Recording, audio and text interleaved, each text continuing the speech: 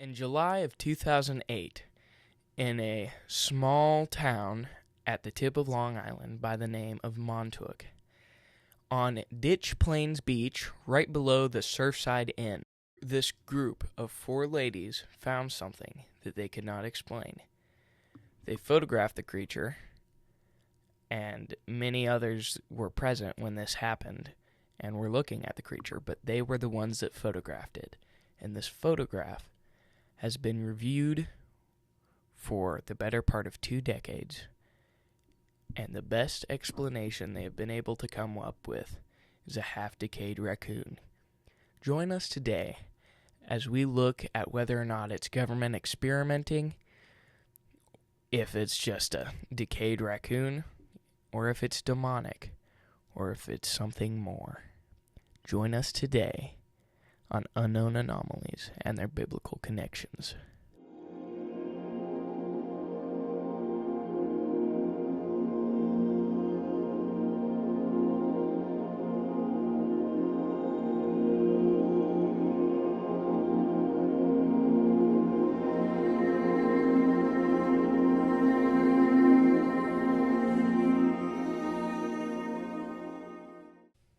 Hey, what's up, y'all? My name's Samuel, My name's Jim, and we are here on the Unknown Anomalies and their Biblical Connection podcast. and we are very excited to be here. We've wanted to do this for a while. And a while being like a week, like literally a week. But literally a week, man. But there's another podcast out there that does that called Haunted Cosmos. And they're much better than us. They're awesome. The Listen point of to this them. podcast is to get you to go listen to their podcast. Yeah. But what they do is they do the bigger stories, like the Patterson-Gimlin film, the Bigfoot, all the big Bigfoot stuff, the Mothman stuff. What we're going to do is we're going to do smaller accounts. So like the Montauk Monster, yeah, it's a relatively big thing, but it's not as well known. It's a small monster, you know? It's not very big. Yeah, he's just a whittle guy. Poor fella. So, James, whenever you first heard about the Montauk Monster, what was your first reaction? I honestly, I thought it was, at the time, because I learned about it in Haunted Cosmos. Check them out for more. And you know what they were going through in that episode is what if the government is experimenting on people? And so I looked at it, or I listened to it, and I believed that. But when I looked up the creature, I wasn't as sure. I don't think it's hoaxed because it'd be really hard to hoax, in my opinion. And we'll get into that more later. But that's just what I originally thought, and I'm still kind of switching between ideas. I'm kind of leaning towards a natural creature right now. And we may reach a reaction later on. My initial thoughts was kind of the hoax thing. It was like, there's no way this can be real. But I think, like, looking at the people who actually were the people who identified it, it doesn't seem like they were doing it just for publicity. And something that seems kind of hoaxable about it is, I'll pop up a picture right here and circle stuff, but there's, see right here just by the head, there's like this little line of fur, and here by the hand, there's like this little tied-on thing. And on the body, it's like if that was like a seam to hide something. It does almost look on the body like there's like a beak or something. Yeah. So it's like, is it just a decapitated raccoon? Do raccoons have beaks, you know? Like, it just doesn't really make sense, the like kind of explanation scientists have given. Yeah. So, to begin this podcast, the first part that we're going to be going through is the native legend. The native legend. So, let's talk about the native legend. Should I take this one? Yeah, you got it. All right. I am sure I'm going to get this name wrong, but without further ado, we will enter creepy mode.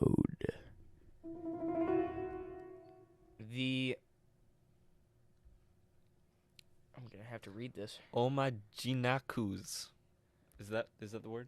I'm trying to find it. You can read it off this if you want, or I can read it. Where did I go? Where was it? Do you want me to take this part? Oh, I got it. Okay.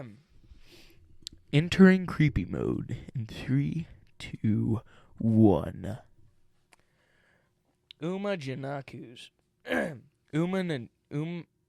Umajanakus are described as a strange snaggle-toothed furry animal with a bald face and rat-like tail.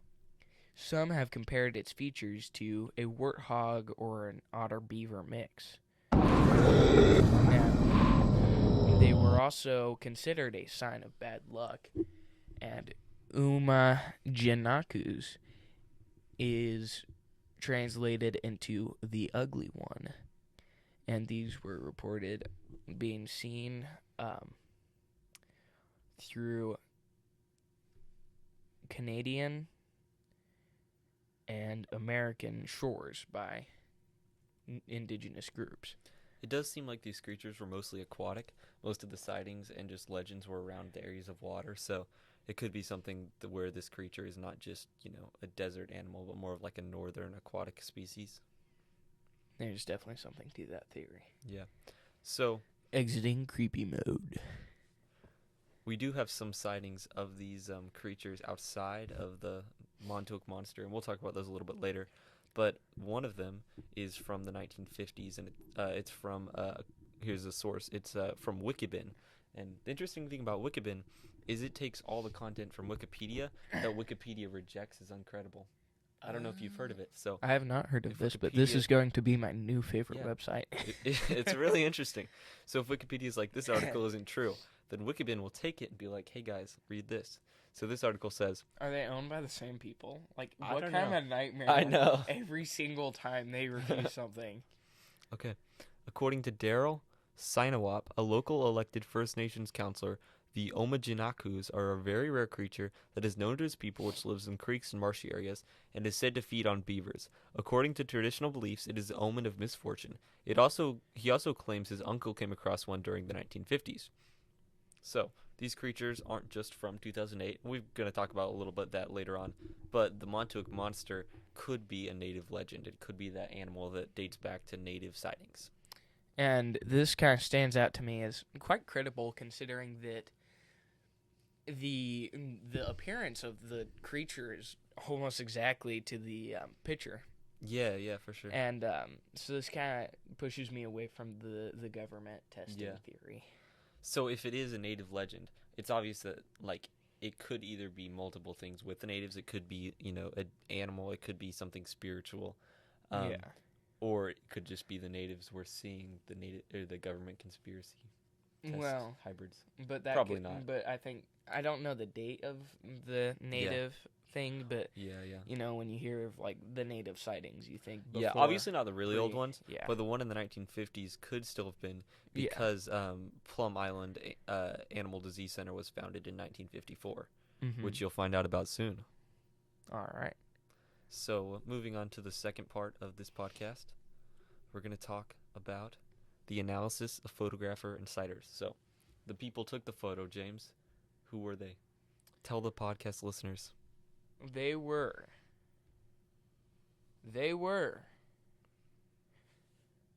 Jenna Hewitt, Rachel Goldberg, and Courtney Fruin. Now, Jenna Hewitt was the one that took the photo, but she took it with Goldberg's camera, with a relatively new digital camera. And to quote her, to quote Jenna Hewitt, she said, "We were looking for some place to sit when we saw some people looking at something." And then they walked over to it and photographed it? Yes. Yeah, gotcha. Now, why don't you kind of tell us the brief thing you wrote down about Jenna Hewitt? Yeah, so I think for Jenna, she was 26 years old at the time. She took the photo, and then she got a lot of publicity. They interviewed her and talked a lot about her on news sources. So instantly, it seems like maybe she was just doing it for the publicity. Her and her friends got together. But then what really struck me is the fact that it couldn't just have been her and her friends, was the Michael Meehan sighting. So Michael Meehan was a local, I think a waiter at the Seaside Inn, Surfside Inn. And he said, quote, I saw the monster. I think he was just a surfer. I thought. According to the Gawker Archives, it says, that Michael Meehan was a 22-year-old waiter at Surfside Inn. Oh. And he said he saw the monster, quote, "I just came walking down the beach and everyone was looking at it. No one knew what it was. It kind of looked like a dog, but it had this crazy-looking beak. I mean, I would freak out if something like that just popped up next to me in the water." And so he noticed the beak, too.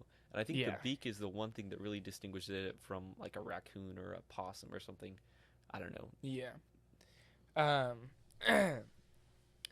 But what another thing that jumps out to me is animal control was called, but apparently never came, and an old guy carted the corpse away to mount on my wall, and that is utterly hilarious. So, like, this could have been a breakthrough where we discovered a new species, but some redneck walked up and was like, "I'm gonna put that on my wall," and no one did an autopsy on the thing.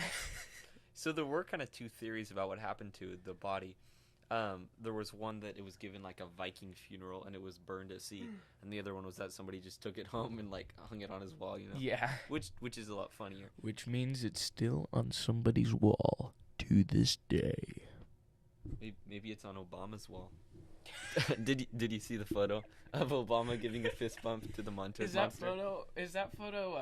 Is that photo copyrighted? Can we If at all possible, you will see it on the screen. If it is possible, it will be right here. And if it's not, then go look it up immediately. Go look it up immediately. It is true. It is not Photoshopped at all.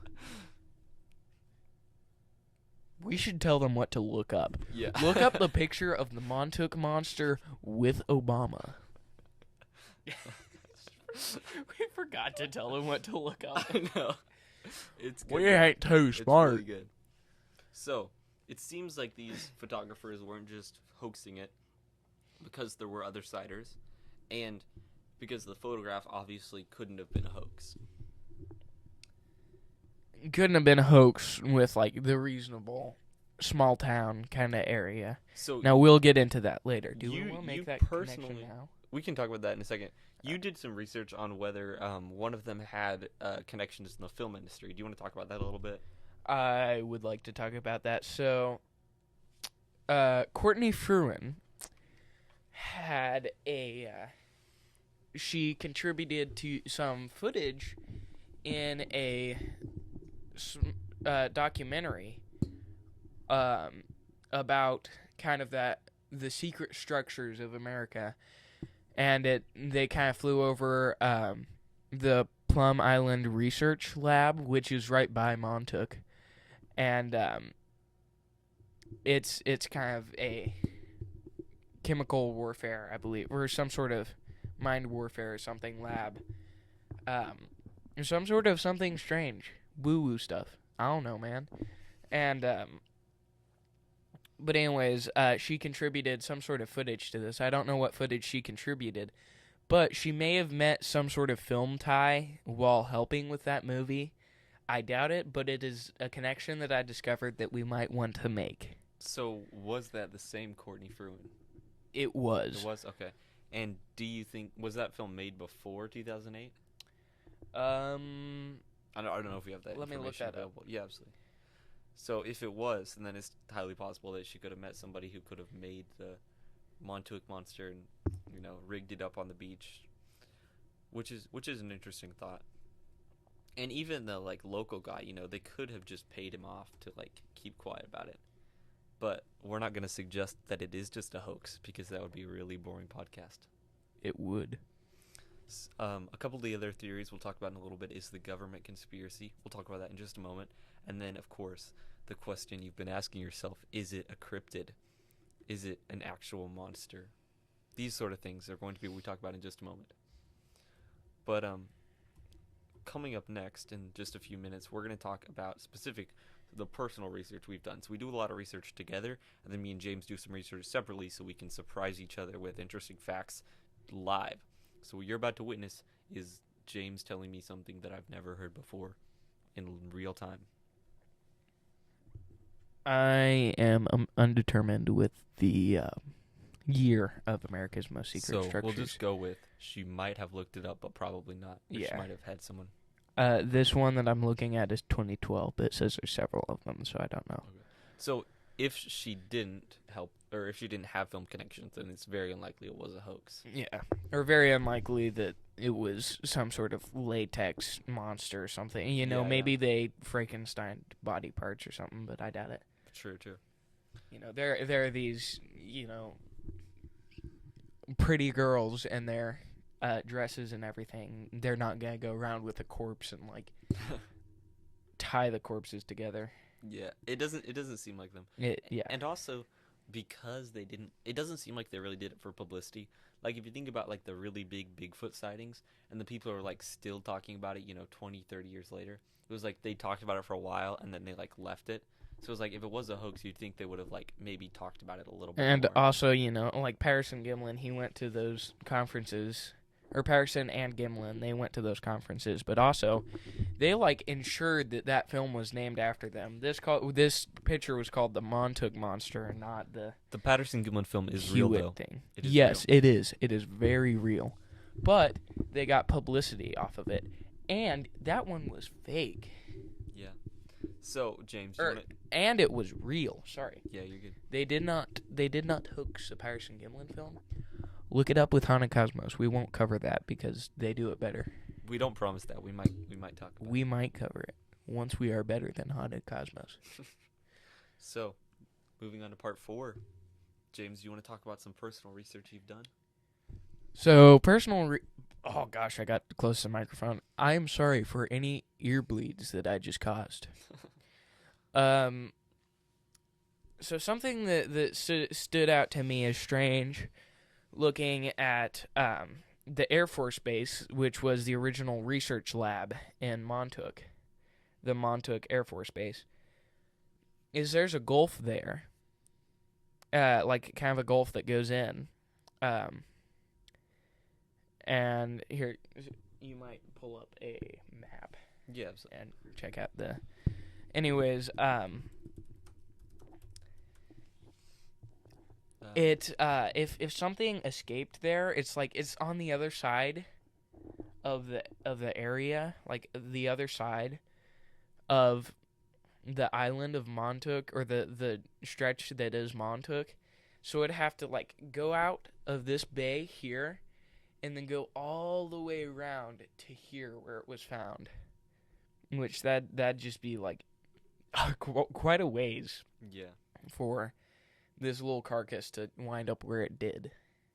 So with the train of government conspiracies, some of the research that I personally did was on the Montauk Project, which, we can't do an episode on the Montauk Monster and not talk about the Montauk Project. Yeah, I agree. And we will talk about that a little bit in a moment. But surrounding the thought of the government trying to develop mind control, we actually do know that they have attempted that because of the MK Ultra project. Have you heard of this? Yes. You have? Have I heard Did of they? this? Did they have an episode on it? Yeah. Oh, really? Oh, yeah. I don't know. I haven't actually listened to any of their episodes. I've listened to much more Haunted Cosmos than him. I've listened to every episode, and this I've nerd listened is to, over 3. here listening to just the Bigfoot episodes. No. Which are good episodes. I need to check them all out. Yeah. But binge watch James is the one who's listened to it all. I am the wee woo guy. Okay. So if you haven't listened to Haunted Cosmos episode on the MK Ultra project like me, it was when the government tried to develop mind control during, I think, the 50s through 70s, and they had to release the information about it under the Freedom of Information Act. And they had some amount of success. Yeah, it was some creepy stuff. So this is a really great article from allthat'sinteresting.com, and I'm gonna read through some of it very briefly. Alrighty. Because I know you audience listeners are busy people. I'm going to kick back and relax. All right. So let's talk about the Goodbye. MK Ultra project. So this was a declassified document detailing MK Ultra project's mind control experiments. Some information has been redacted. So you can see on this document I have here, if you see it on the screen. If not, then you just have to imagine what I'm talking about. But that the information has been marked out with pen on this like typewritered piece of paper. Typewritered? And it says that Typewritered. it talks about the project. New word. In the general field of LSD at blank until 11th of September 1954. So that was the day that they were working on this project. And so it talks about funding and different stuff about that LSD program. And so this project was really interesting, and it wasn't the only government project that the government would be doing. So you've heard of the Montauk Project. Yeah. What's interesting is the government, whenever they were asked if the Montauk Project was actually happening or all the conspiracies around that, they didn't actually deny that they were working on mind control. They just said, hey, we're not working on mind control at Montauk. So it's like, we could be doing it anywhere else. So like Area 51, you know. And they might have lied about that. True. Because as we know, the government lies all the time. I mean, we are making a lot of jokes on this podcast and stuff, but like legitimately, you know, it is naive to believe that our country is not, or our government is not lying to us. True. America is still the greatest country in the world, in my opinion. But that does not mean that every single part of the governmental system is completely clean.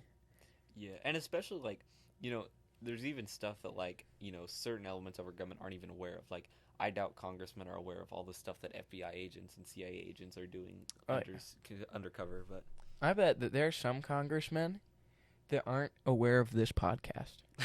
which is pretty crazy if you think about it. Which is a perfect time to tell you to like and subscribe. And send this to literally all of your friends. All of your friends. Please, I'm desperate. Like, wouldn't it be funny if you just spammed everyone you knew with this podcast every time a new episode came out? And currently this is on my studio channel, but eventually we will have a Unknown Anomalies and Their Biblical Connection channel of its own. There will be a link in this video if you're watching. In every video. Channel. Yes. So make sure to head over there and subscribe to that channel. Who's James? My name is Jim. Jim, not James, sorry. I grew up with him calling me James, so deal with it. You call me Jim. And you. I'm watching you two. All right. So, on the train of revealing interesting thoughts that I've researched, have you heard of the Kitchen Umekusib monster? What? Okay. For simplicity's sake, I will refer to it as the kitchen monster. So going back to that Wikibin article, it says, the Omajinakus came to wide public attention in Canada in 2010 when an animal carcass believed by some people to be a specimen of the Umajakus was photographed. It was found in the vicinity of the Big Trout Lake in northwest Ontario. It was referred to as the Big Trout Lake Monster or the Kitchen Umekusib monster due to where it was found.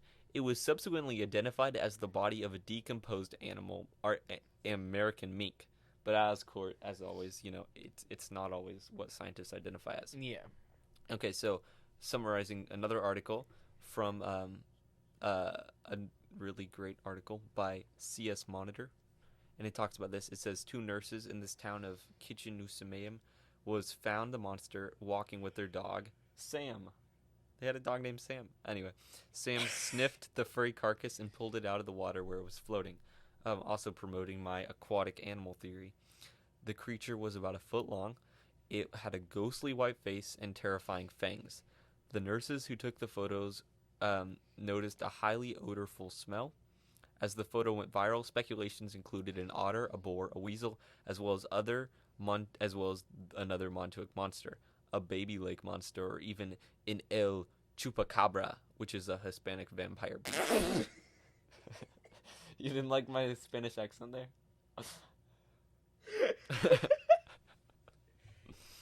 El Chupacabra. We need to do an episode on the Chupacabra. just so we can say Chupacabra a lot. We are strange men.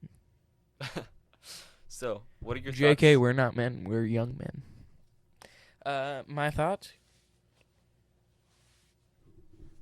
We are freaks. And I love it. And I think this actually does lend some credibility, is that, like, not everyone who's seen this has said it's the exact same thing. Yeah. Which, you know, means that there's less, like, just repeating it to get the popularity of it. Which I do think lends a lot of credibility. For sure. So, knowing that there's been other sightings of this, like the 1950 case I talked about, the 2010 or the other cases with the kitchen monster and the Montauk Monster, it seems like it could be a species. Or what if it is a government hybrid that leaked out during the 1950s and has been rampaging across Canada and Northern America? Think about it. The thing to me about that is he like freaking Captain Salazar's crew in Pirates of the Caribbean, where like they touch the land and they're like ah, and like they're like swimming around and they're like, we're gonna get them Americans, and then they like touch the beach and they just die on the spot, and none of them have made it into the land. My personal theory is that the Montauk Monster is in fact Perry the Platypus. That would make a lot of sense, actually. He's shaped round, and he has a beak. Let that ruminate in your head. All right. So that is a joke, by the way. Moving on to the next part about the government conspiracy. There's rumors that it was a government hybrid, either connected with the Montauk Project or the Plum Island Animal Disease Center, or PIADC. Have you heard of the PIADC? I've heard about them, but I haven't heard much about them. I've heard that they exist. I haven't heard much about them. So the Plum Island Animal Disease Center, according to the Department of Homeland Security, was founded in 1954. Quote, since 1954, the Plum Island Animal Disease Center has served as the nation's primary defense against accidental or intentional introduction of transboundary animal diseases, highly transmittable diseases of livestock and other animals, including foot and mouth disease, and then it lists other diseases that you don't want to hear about. But what's interesting is this is actually a quite secretive government facility. Like, there's not a lot of stuff about it because it's very secretive. So what if the government was creating hybrid animals at this laboratory? What if they were giving animal diseases an attempt to develop their own messed up genetic disaster? I mean, that very well could be. And that is something definitely. I mean, if the government's trying to mind control their own citizens, what's to say they don't take a raccoon and mess it up with like a bird or something? I don't know. Yeah, it's like they like put a beak on it and something. Yeah. And then it has a beak, which means, we thought it was the Montauk Monster, but it was just a bird. I'm sorry. Was it just a bird? That's if you don't get that reference, then you need to spend more time watching YouTube videos. There's a Bigfoot, The Boys Hunt for Bigfoot movie on this channel. If you're watching it on Scissortail Studios, and if you're not, and this is the future, and we have our own channel, then subscribe to Scissortail Studios. I think you'll like it. And it's not the other Scissortail Studios. It's Scissortail Studios, all caps. But we will have it as a link in the description when we get our new channel. Yes. So with the government conspiracy, if it was a modified hybrid, we don't want to have that kind of sound. No. I found a squeak. So, do you think if it is a government conspiracy, that it would more likely be from the PIADC or the Montauk Project facilities? I personally think the Montauk Project facilities. Yeah, they are more secretive. But something that would make sense to me as a testing thing is there's a creature called the Montauk deer. And look at the. I did look at the link you said. Yeah, that was really that's a very similar body type, but the head's not quite there.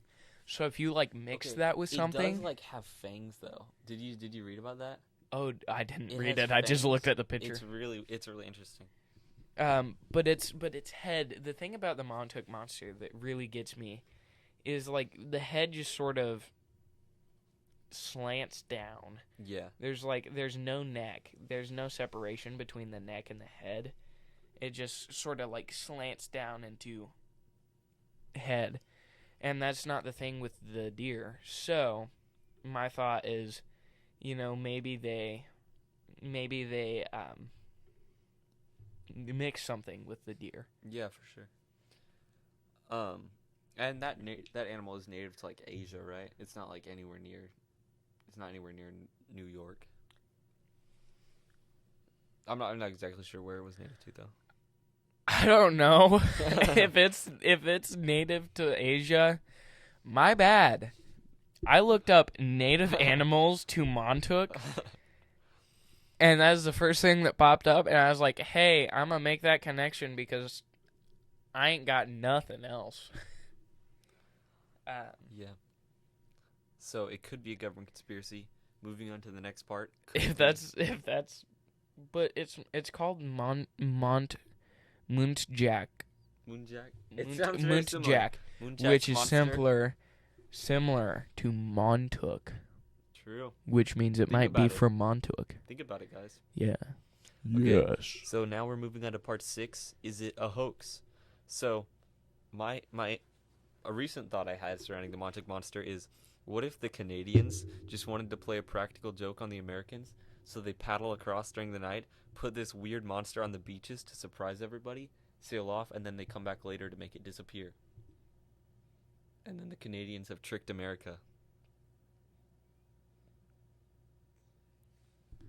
No. No. Okay, no other thoughts on that? No. Or I'll check that theory off. What if it is a raccoon, James? Could it be a raccoon? Also no. Yeah, I think it's so funny that the scientists were like, it's definitely a raccoon. We figured it out. Now, And then you it's know like, have you guys actually looked at the pictures? Oh my gosh, I just had a genius idea. So what if the scientists looked at it and were like, oh my gosh, this is an undiscovered species. Oh, And yeah. the U.S. government came in and were like, Tell them it's a raccoon. this is a raccoon or you die. They did And then they tell everyone, make up this whole native lore Yeah, that would make so much sense. around the Umanajakos or whatever. So maybe it is all government conspiracy thing. Which, like, it That would actually explain could the be. raccoon more than anything. That would They explain come in the and raccoon. do the, like, look into this pen thing. And we are joking, but that actually It's might true. be my new theory. I was leaning into a natural animal. So, along But- those lines, we would like to warn you going into this podcast, if we spontaneously disappear one day, you will know why. Listen, I'm good at shooting. I practice good muzzle discipline. I'm very happy. And I would not even consider suicide. So We're stable. We're stable people. if the story from the CIA, from our so famous death, for all of our 52 subscribers, Right. then just know that the government did it, just like they assassinated MLK. Listen to Hana Cosmos for more. It is very true. MLK's family sued the government and won. Yeah, that's a different episode. And though. won. And won. They won. All right. So, Anyways, it could be, as James pointed out, a raccoon cover-up for the actual animal. Or- that's actually my new theory. It actually makes so much Yeah. sense. So if that was the case, then obviously the government would have had to be behind it. Or We should look up, have you look heard through old libraries and see if there's, any predated, anything that has Yeah, I haven't thought of information that. Yeah. on. So one interesting theory is it's an alien, and it actually makes sense to me because think of every alien invasion movie. It always happens in New York City. And where is Montauk close to? New York City. New York City. Say it So with a dramatic voice. It New makes York the viewers City. happier. so the viewers will be happy. This is your if you normal stop messing voice. with the mic. This is your special voice. So But I like messing with the mic. okay. Hello. Okay. Our podcasters, if they can't hear that squeak and they're just listening to it, they won't see me turning the mic upside down, and They'll they'll be just so like, confused. Huh? What's All right. happening? So these listeners are very busy people. They want to know what the Montauk Monster really is.